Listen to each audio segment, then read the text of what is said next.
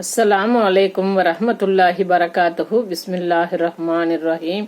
அன்பான சகோதர சகோதரிகளே, எல்லாம் வல்ல அல்லாஹ்வின் நல்லடியார்களே, இன்று நாம் காண இருக்கும் தலைப்பு மஹ்ஷரில் மனிதனின் நிலை, ஜகாத் கொடுக்காதவர்களின் நிலை. மார்க்கம் கூறும் கடமைகளுள் முக்கியமான ஒன்று ஜகாத் ஆகும்.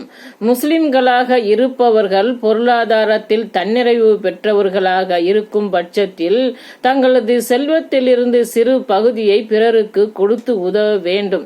இந்த பொதுநலத்தை போதிக்கும் ஒப்பற்ற திட்டமே ஜகாத் ஆகும். ஆனால் பெரும்பான்மையான முஸ்லிம்கள் இந்த கடமையை நிறைவேற்றுவதில் பெரும் பொடுபோக்காகவே இருக்கின்றார்கள்.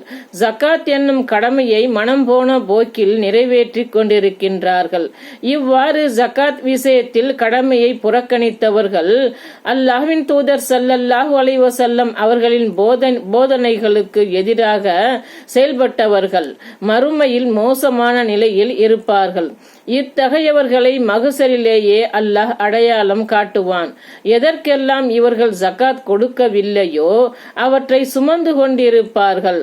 ஜகாத் கொடுக்கப்படாத செல்வங்களால் சூடு போடப்படுவார்கள். முறையாக ஜகாத் கொடுக்கப்படாத செல்வம் உருமாற்றப்பட்டு அதனால் வேதனை செய்யப்படுவார்கள். இதை மூமின்களாக இருப்பவர்கள் கவனத்தில் கொள்ள வேண்டும், தங்களை மாற்றிக்கொள்ள வேண்டும்.